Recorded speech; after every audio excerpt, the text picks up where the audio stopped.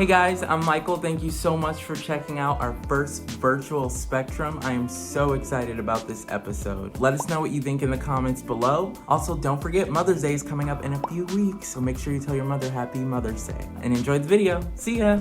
My preference is for you to marry a black man who is smart, who's kind, but I'm gonna love you. You still gonna come to my house and we still gonna make fun of him because he got unseasoned chicken and he can still sit at the table and we gonna do that too.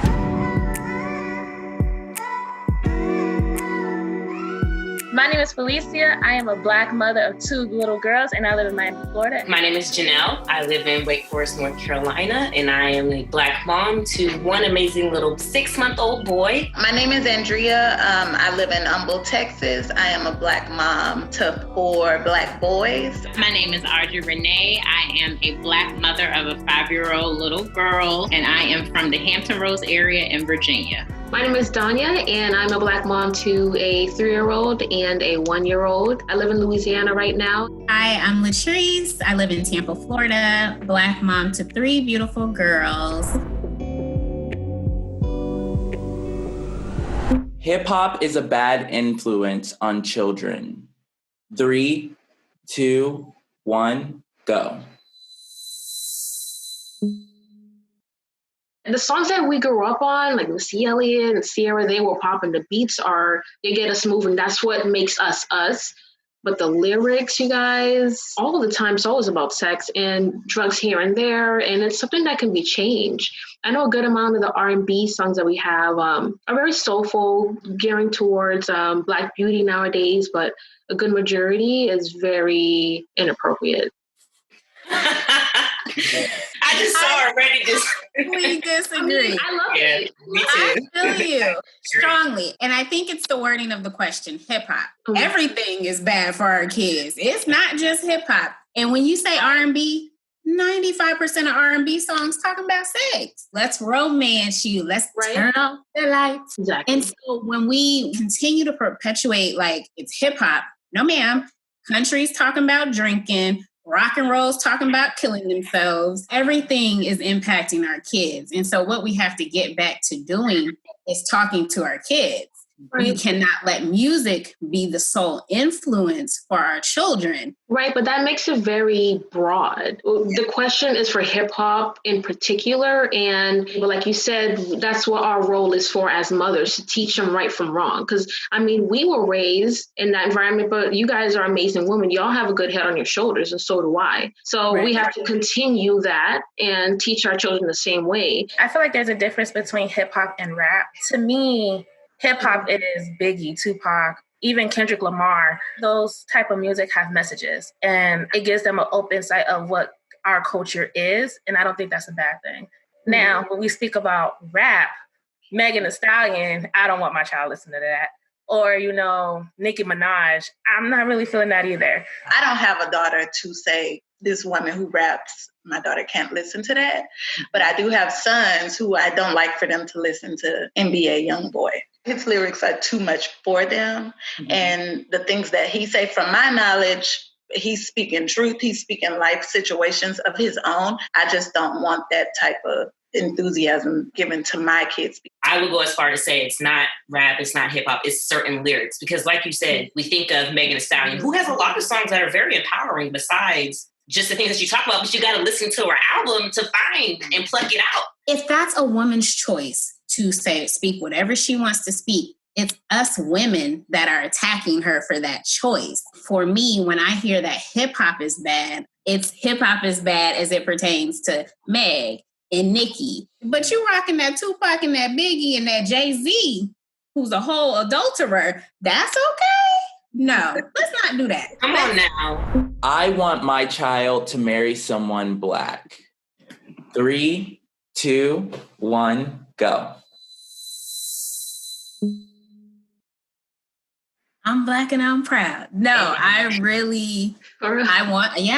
them to be in love. I want them to be in love with a Black man. Society will have us believe that there are no good Black men out there, and that's simply not true.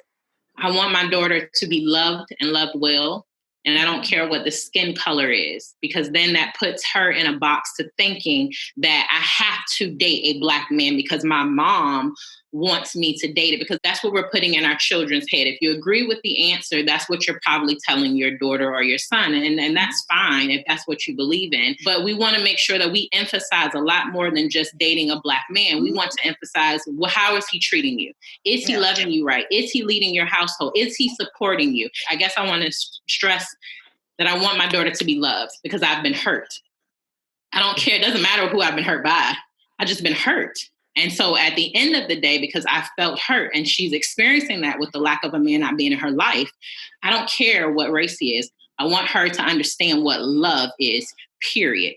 Yeah, I think we have to be careful in our conversation, though, in grouping a preference with lack of acceptance. Like, my preference is for you to marry a Black man who is smart, who's kind, who's generous, and all those things. But I'm going to love you. You still going to come to my house, and we still going to make fun of him because he got unseasoned chicken, and he can still sit at the table, and we going to do that, too. But a preference, my preference is that they bring a nice Black man home. I just don't want to be 95 and I have a generation of people and then the great-grandkids don't look like me. It's just, I mean, I know it just seems like it's a visual thing, just as skin color, but I want to just have a family of us, what we created, what me and my husband created. It's just odd to me that when it comes to interracial relationships, we automatically assume Black and white. When I think interracial relationship, I think anyone that's not the same race. So if he comes home with an Asian, with an African, with, whoever, I will do my best to accept her. And as long as she don't try me, and as long as ain't nobody calling me the N-word or asking me to touch my hair and all this stuff, as long as you love him for him, it's not a fetishization because he's a Black man. You love him. Yeah. We're fine. My child's money is my money. 3, 2, 1, go. Technically speaking, all that money in your piggy bank, I did give it. Now, I'm not the mom to take it, but if I'm in dire need of it, I do feel like I have that obligation to, take it. I'm not taking your whole piggy bank. When I was younger, it'd be like, if you had $3 and your parents took it, I'll pay you back. And then a week later, can I get those $3 back? The $3 is in the dinner you had last night. You're like, where? My daughter, she had a slime business, and so she made money off of her slime business. And she broke a little girl's toy one time. You're going to go into your piggy bank, and you're going to go get that money out, and you're going to go give it back to her because you broke it. I wanted her to understand and be accountable that although I know this is your money, when something like a mirror broke in my house because you decided to do something you weren't supposed to be doing, you're going to pay for that, because out here in the world, they're not going to cut you no slack. Okay. You park your car in the wrong spot, you're going to pay for that with a ticket. I believe in whooping your child as punishment. 3, 2, 1, go.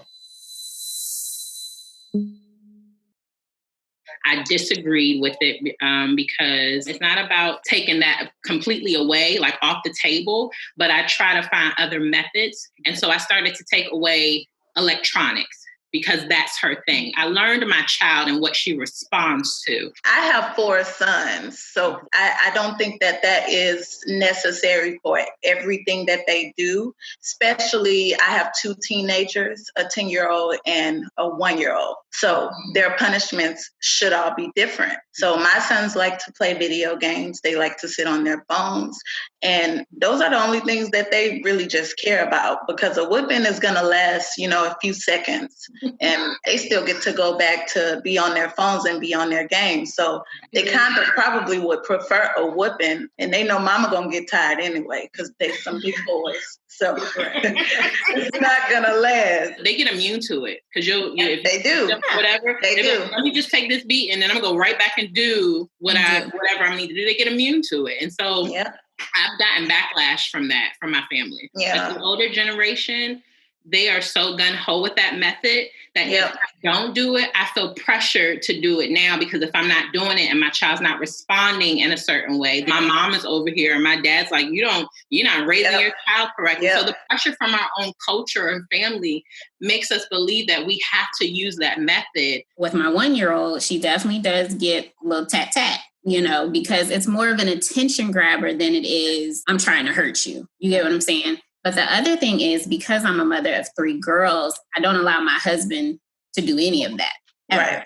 Like, he's not allowed to put his hands on them. And that was something we talked about prior to getting married. I'm just really cognizant of what that messaging is. If I'm allowing a man to put his hands on them, that's not going to work. Now, and he doesn't have to, you know, when you have a father, he can just say, I'm disappointed, and they melt into tears. So, trust me, I know. That's me. Now, with me, they want to try and go back and forth, and I'm not your little friend, you know, but with him, it's like, oh my God, I'm sorry. You don't want to disappoint daddy. I would support my child if they chose to be a cop. 3, 2, 1, go. It doesn't sit well with me. I know it's good to serve the community and the country, but as for my kids, my hearts that are walking outside day to day, I just cannot put them in harm's way. It terrifies me just thinking about it. Me personally, I've never had a good experience with a cop, ever. The things that we see with how cops treat us as Black people, me having a Black son, and how I have to raise him and educate him more than, you know, the average child or whatever is really, really frustrating. But if he walked in the door and said, Mom, I want to go to police academy, I want to become a cop, I would have to, in front of him, support him. I'd have to. All of us have this like trepidation when it comes to the police. Well, the only way we can really fix that is to have more Black and brown faces on the police force. That's and true. So we have to start encouraging people that are really, truly interested in it. I'm actually in the position now. My oldest son, he's a junior in high school. And right in the midst of all of this craziness, he gets accepted into this prestigious program that I know nothing of because he wants to be a detective. I can't speak for everyone, but I did not have that feeling like, oh, something is going to happen to him. I told him that he can do whatever he wants to do as long as, you know, he puts his best foot forward. My child has faced racism. 3, 2, 1, go.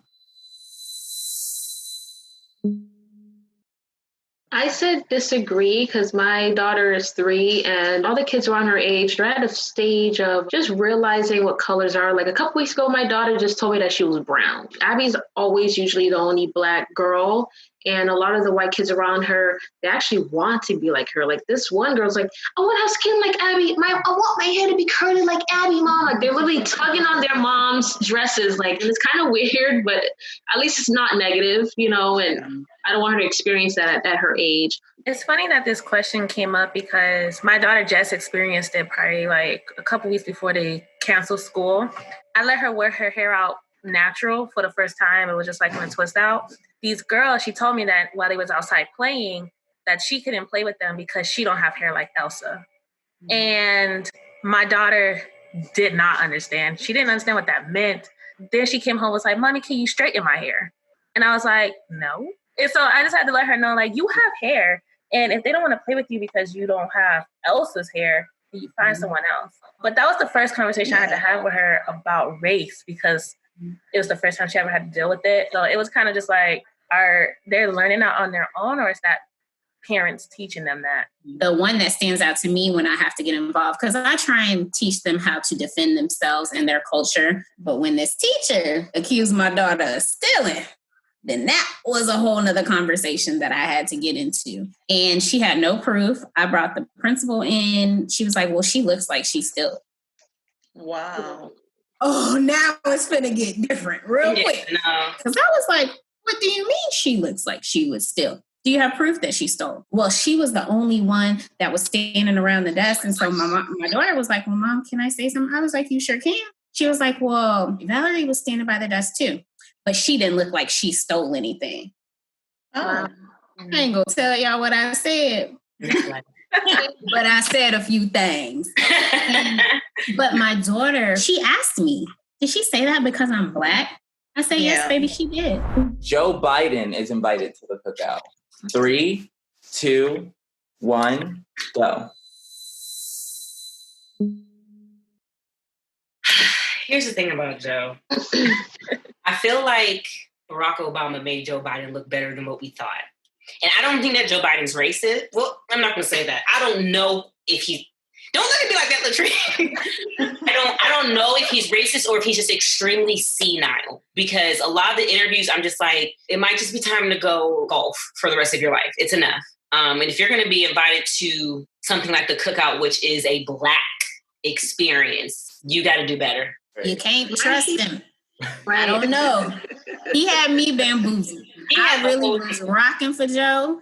But now I'm like, I'm with you, Janelle. Are you senile, boo? Or do you just be lying? Now I wish I would have changed my answer to NA, because I don't feel like I'm applicable to answer this question, because I have no idea what she's talking about. And I'm just going off of Love and Hip Hop. So no, not Joe Budden. Oh, Joe Biden. Oh, Lord. People assume that I'm a single mother. 3, 2, 1, go. But I feel like for me personally, I've felt it mentally. Like if I know my husband's at home, I would think that someone else is thinking that I'm a single mom. Like it just kind of stresses me out because I know that I'm not. And it's honestly not a bad thing anyways. My mom was a single mom. So was my aunt. They raised all of us together. So I know it can be done. I actually had a really crazy experience. Right before I gave birth to my son, I was shopping. Beautiful young Black woman comes up to me. She's like, oh, how far along are you? And we're talking. And she starts giving me like these resources for single pregnant women. And I'm just like, wow. I was like, thank you so much. But I'm actually happily married. And, my husband's he was somewhere out of town or something like that. And she was like, oh, I'm so sorry. And I'm just like, it's crazy how just because you see a woman by herself and she either has kids or she's pregnant, I would just think, oh, she must be a single mother. So there's so many biases that I had to check after I had my child and during my pregnancy. I am a single mom, so it's so funny because I haven't been married. It's really surprising to me that married women have just been perceived in that light. For me, although it's my reality as far as taking care of my child, I try not to think in a woe is me situation because that's how they approach it. Just because I say yes, it's an immediate assumption that I'm just a single woman that can't take care of my child. I just find it great to know that most of you are married as Black women because I've been around single moms.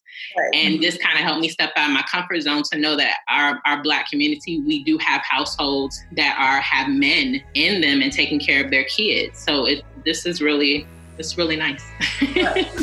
That's a wrap. Thank you so much, you guys. This was so good. That was great. Wow. You do this every weekend. That's right. Y'all are my friends now.